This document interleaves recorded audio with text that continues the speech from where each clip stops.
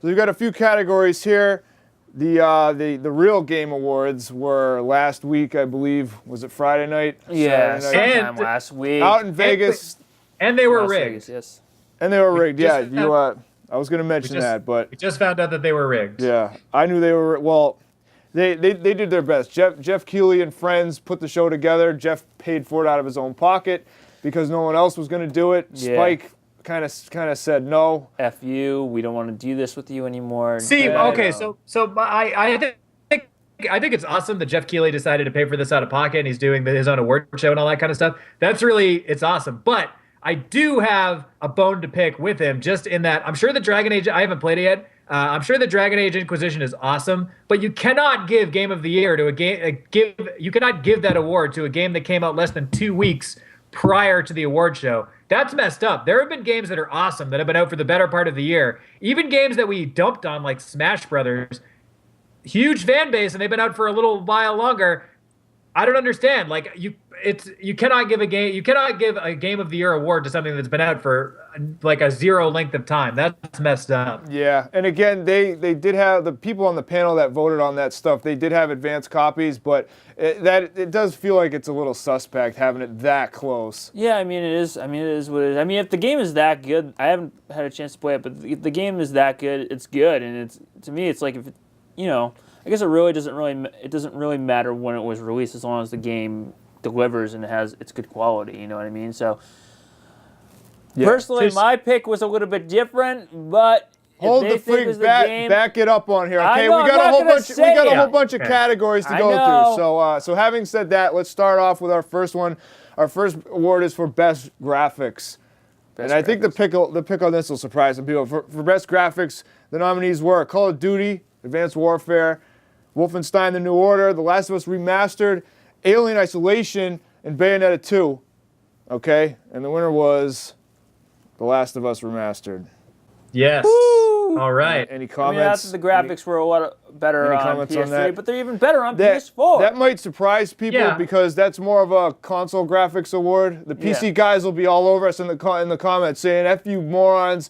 There was stuff on PC that blew that away, and so I don't know. This game, they really did knock it out with the freaking graphics, and when they redid this, it looked awesome on PS3 in its original form. Oh, but then on this, 60 frames per second, 1080p, awesome. Our next category is best soundtrack.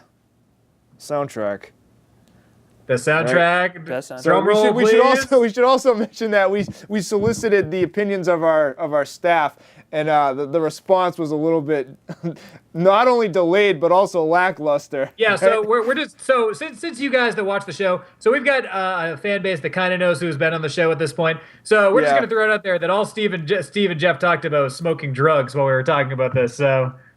There you go. We voted on games. They talked about smoking drugs. Just to clear that up. So this is a prime example for best soundtrack. The nominees are Alien Isolation, and that's it. So the winner is Alien. By default, the winner is Alien Isolation. So the sound design in this game was solid. Yeah, you got to consider really good. Music is important, but also, if they've got sound effects and shit going on that put you into the atmosphere, that's a big part of it. Yeah, that's true. Like, I mean, this game definitely. I mean, it had a lot of the original music from the film, and it had just like those like ominous tones, and it did bring you into that world. So, I mean, yeah, it should win. Nothing else really jumped out to me personally in terms of sound design. Everything else is a little bit more standard fare. So I feel like it was a pretty honest, good pick that Alien Isolation would just take this award. Sound design was really spot on. And I mentioned during the review too is that this game scared the shit out of me more so than any I hold Silent Hill 2 up there, most of the Silent Hill games, and then I forget what else I mentioned on there. I can't even think straight, but but that like that you hear the alien moving around, you hear the various things inside the ship and inside this on the station making noise, and it's just like it keeps you completely. You're just strung out the entire time playing that thing. Yeah, and it's like one of the things. Yeah, it was a little bit lengthy, but like those scare tactics, for me, anyways, were pretty prominent throughout the whole entire game. So. Yeah, it was really well done. The guys at the guys at Creative Assembly did a great job on this one. So Yeah. I mean, it's a fantastic game. All right, let's move on. Next category is best licensed game. A couple of these this year. Again, Alien Isolation was nominated, and South Park: The Stick of Truth. Were there any other licensed titles? No, not. We only had two nominations for this one, Yeah. but Yeah, I mean, and you know, bear in mind that the games that we put up here, there were other games that we could have put in this category just to kind of fill space, but we really only put games that we felt like they deserved to be in a category anyway. We didn't just put games on there just because they happened to fall into a certain category. Yeah. These are games that actually we were like, okay, well, if there's only 2 games that fit into a certain category, that's the way it is. So best licensed game this year, clearly South Park: The Stick of Truth. da, da, da, da. So yeah, this game. I mean, This game was awesome. If any game is going to be true to the source material, and then again, we mentioned too. Treyarch and Matt Stone worked on the game. You have the creators working on it. Developed by Obsidian. Surefire success. It looked exactly like the show, which I'm a very casual South Park fan, but I have to say, what's up? What? Yeah, when I saw this, I was like, man, those graphics are really good, and it has like it just has the same feeling that it's due to the creators of the show working on it. The game was pretty easy and it had really simple RPG elements, but it worked for this game. This game should have been about atmosphere and about like the actual characters and kind of just going through the motions in a way. Not going through the motions, but like a fun experience, not a lot of grinding or like Yes. Fun game. What I mean? Best indie game. Here's your category, Nick. The nominees were popular time waster Bella Design. Skull and Crossbones. Threw that in there. Skull and Crossbones was not nominated, but all right. Shovel Knight was also nominated for our best indie game. Yeah. Pure Pool, which we checked out at E3. We reviewed. That was an awesome pool simulator. Yep. And then D4, Dark Dreams Don't Die, from creator Swery, who also did, Deadly Premonition. Yes. And Pure Pool was pretty fun. I like simulation games sometimes. They're good. Like, I wouldn't say that I like games like that as like a serious game, but they're good kind of like time-consuming games like that and like bowling games and stuff like that. So Yeah. I'm glad that we included Pure Pool on the list. Pure Pool was cool. We've actually played Pure Pool on Lowdown, so that'll be going up on the channel soon. But the winner of best indie game was, of course, Shovel Knight. Shovel Knight As you is expect, right? Shovel Knight, to me. So here's your chance. All right, say so what you're listen, gonna hold say. on. To me, my favorite game of the year, personal pick. coming to PS4 with Kratos. Yeah, I just thought it had PS3 good. as well. I thought it was just a throwback to old NES games, very similar to like DuckTales or Mega Man, and even the music was so catchy. It had that repetitiveness to it. And the gameplay, like overall, was just solid. And I think it's better. I thought it was better than Watch Dogs, Wolfenstein. I thought it was better than Alien. I thought it was better than The Evil Within, South Park. And a lot of those games were good, but I just thought Shovel Knight was just that much better. You know what I mean? A game is a game, and to me, like Shovel Knight is an excellent example of this, where it was better than a lot of AAA titles. So, well, I mean, look at a game like Destiny. It had a $500 million budget, and it just like it dropped the ball in so many different places. Like, yeah, it's like Watch Dogs. Watch Dogs was incredibly hyped up, but it failed. And Shovel Knight kicks the shit out of Watch Dogs. They're still ticking people off with that Destiny crap. They released the DLC recently, and everybody it's terrible. Everybody hates it. So my point is, a game is a game. I don't think there should be a category. I know we have it this year, but future, and that comes to any game work. If you have a game of the year, it should be all games. It shouldn't be just restricted to indie games. It should just be all games. Because, like I said, this is a perfect example of some small indie game can be just as good or better than a AAA title. Our next category is best worst game. So how did this one work? These were games, so the best of the worst. So basically, you had games that were really flawed. Games like Assassin's Creed Unity were almost unplayable. So obviously those were not included in this list. But there were a few titles that I did play that did have a lot of hype to them that for, whatever reasons they missed the mark just enough to not be a classic, but they were still really solid, fun playthroughs for what they were. So those are the games on this list. The nominees were Metal Gear Solid Ground Zeroes. The problem everybody had with that was it was how much did they retail? Was it $30 or $40? It was like 40. So it was a demo essentially. Yeah, they should have given that away. Well, they should have just speed run it in like a what was it like? Really 20 fast, minutes, like or if you knew what to do. Minutes.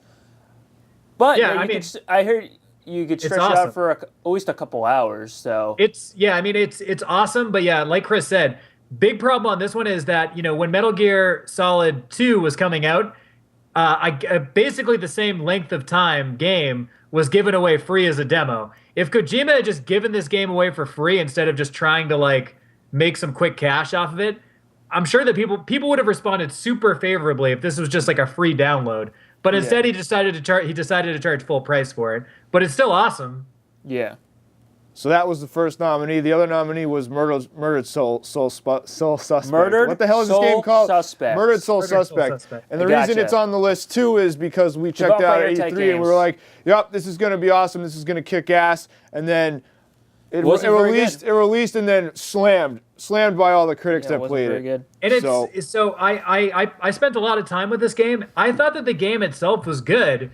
It was just too limited. I mean, it was very linear. There was barely any combat, but the graphics were cool. The storyline I thought was awesome, and it had a good thing for it. It just didn't go far enough. It felt like 80% of a game, and it was just missing. It was missing some combat. It was missing some polishes that would have made the game really awesome. To me personally, I don't even think they had that combat element where you had to get escape those demons, and they had to It just felt tacked on. You had to rip them apart or something like that. Yeah, I don't know. I think they should have found another aspect, another challenging aspect. Well, different from that, because that combat, it just didn't. It felt so out of place for me. It was tacked on. I think that's how I felt about it. So you were a ghost. You were a ghost detective. They should have had you do ghost combat. You should have had a Spectre gun or something that would add a little bit to it, or maybe you could manipulate the environment a little bit more to make it more interesting. It was still, I still had a lot of fun with it. It was just, it missed the mark just enough to be it was frustrating to see something that could have been good just miss it, Yeah. Yeah, so you can tell where this one is going. Our winner of Best Worst Game this year, Murdered Soul Suspect. Yeah, Murder. Great job. The next one, this next category, we've been talking about this a lot recently, actually. So our next award is for Best Creation of Fan Backlash. Who's been releasing games that have been frustrating people and ticking people off? The nominees are Watch Dogs, Sonic Boom, Halo: The Master Chief Collection, Metal Gear Solid Ground Zeroes again, and Assassin's Creed Unity. Yeah, what's up with this year? This year has been all capable picks in their own right. Seriously. It's been a weird year for games. I think that this is the first big year that the consoles have been around for a little while now. I feel like these games, the developers are trying to get everything out by Christmas or around the holiday time period, and these games just were not. None of these games were finished when they released them.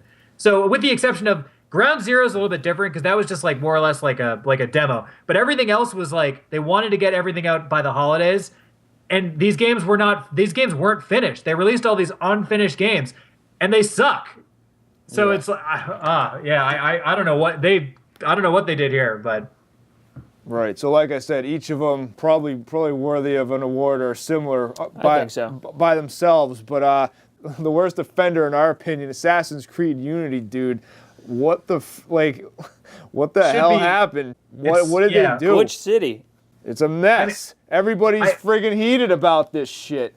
I mean, I've heard so many just weird things about this game. Basically, Ubisoft is abandoning this game and all further development on it, and they're just moving on to the next title. So it's if you were somebody who paid for all this DLC and you were hyped about it and all that kind of stuff, you're effed. They realize that this game is an unplayable mess, and they are getting as far away from it as possible and just working on the next one at this point. Serious BS. Couple awards left. Our next one is most anticipated title, so not something that was released this year, but next year, the next couple years. Something that people are hyped on, right? So the nominees were I'm Skull and Crossbones again. Skull and Crossbones 2. Yeah. Skull and Crossbones 2. The nominees are Uncharted 4, Battletoads, which actually hasn't been confirmed. But I think by the time we got down to this section of the awards here, did you add people were just adding shit to this list. So did you add The Last Guardian in there? No, but dude, The Last Guardian is never coming out. There was some news on that. There was some news on that today. I guess Famitsu asked him about that, and he said they had to renegotiate or something. Yeah, it's obviously going to PS4. There's before, yeah. I guess that could apply to the most anticipated section, but I think now that's become the freaking. We can't get off on this derail about that. Half-Life 3, Shenmue. What's the other one? It's a Duke Nukem Forever situation. Yeah. I think that if out of all those games, Half-Life 3 will happen at some point. Like that's it's gonna happen. Yeah. But yeah, like they'll have to put it on Oculus or something because they. Last Guardian, no effing way. It's not gonna happen. After this long, it's not. You don't think so? I think they'll do it. I think it's just gonna take a super ass long time. They're just gonna at least another year. Or something stupid. I don't even think about it. You know, I don't expect anything from it. All right, so nominees for most anticipated: Uncharted 4, Battletoads, Grey Goo, the new RTS that those guys from Greybox are working on. Looking forward to that. Dying Light. What the hell's that one about? Is that a psychological thriller? Yeah, horror game? Dying Light kind of snuck under the radar. When we went to E3, I saw it and I played it, and it's awesome. It's really fun. It's I think it's the same dudes who did Dead Island, but it's a first-person shooter coming to next gen. But it's got parkour elements to it, and it's got some interesting combat and weapons choices. That's right. Yeah, it looks. I normally I'm not crazy about FPSs. Like BioShock is one of my favorite games of all time, but not first-person shooters in general. And this one's just different enough and includes just enough different elements. And like I love zombies. It looks sick. So I'm actually really excited about this one. Yeah. Okay, so Dying Light, Legend of Zelda Wii U, we also nominated, and also Mighty No. 9. So the one that won most anticipated, you guessed it, Zelda Wii U. Yes. So Zelda Wii U, I am going to put it right out there. I am going to buy a Wii U just to play this. You said that last time, yeah. Yes. It is an open world Zelda game. The trailer looks awesome. And I'm down. It looks really. I'm very. If out of all the Zelda games that have been made over the last decade or so, I think that this one will be the best one since Majora's Mask. So I am excited. So that'll bring us to our game of the year. Here it is. This is the big one. Here it is. Skull and Crossbones. Nominees this year. Probably again all worthy of the award, but can only pick one. Wolfenstein: The New Order, Bayonetta 2. Shovel Knight made the list thanks to Nick. Alien Isolation and The Evil Within, which was released recently. Yeah. And we reviewed it on the show. But yes, very fun. I really enjoyed it. It was good. Yeah. And the winner, Bayonetta 2, is the GameSlean TV Game of the Year. So these guys, it was nominated for Game of the Year on the Video Game Awards. And I really think that, okay, so those guys are too scared and too lame to vote a Japanese game as their Game of the Year, but we are not. Yeah, right? We're not. No, we're not. So that's it. You can't have the same stupid-ass fantasy RPG shit, which is what all those other nominees were, okay, on their stupid-ass list.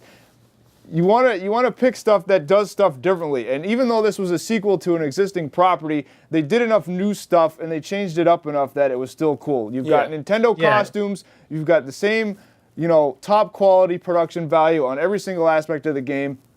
And that's what my feeling is really, that you don't want the same shit over and over again, the same shooters, the same RPGs, the same dumb crap over and over again, because then, people just get lazy and you wind up with the same shit. $60 put your $60 down for COD every year and it's the same thing. Yeah, that's true. This game is good at all. I will say on the upside, you do get Bayonetta 1 with this, so you know. And I mean, this Exactly. this game's got it all. Single button combat, scantily clad, busty woman fighting on top of a jet. If you play it on easy mode, yeah, you can play it with one hand. We talked about that. Yes. Single button combat is my favorite. Extreme beach volleyball on the fighter jet with But monsters. there's more to it. So but if you decide to play the game not as a friggin' plebe and friggin' play it on the advanced levels, it's a bit more involved. So it's certainly maybe not a system seller for the Wii U, but I am glad to see that the Wii U has a game like this that will appeal to a different demographic than just the typical Nintendo fan base. So I will say that is a positive that I can recommend for this. I will, in all transparency, I will say that this is not a game that I personally voted for, but I can appreciate that the game added a different element to a console that needed something. It needed some different games on it. So I can appreciate that Nintendo. It's a bit more mature. It's a bit more mature, and I'm glad that Nintendo took a chance and put this title out. So yes, serious props to Nintendo for saving this from the depths of it wouldn't be whatever hell, but it was publishing hell then, I guess, because they had a prototype built, but they weren't going to do it. Nintendo stepped in and they scooped up some platinum properties. So that's actually going to do it for us, everybody, and that's going to wrap up this episode and actually this season of the show. So we're taking a break for the next few weeks. We'll be back next year, and we'll be back for more of the same. Yes. Thanks for joining us. Keep playing, and we'll see you next time on GameSlean.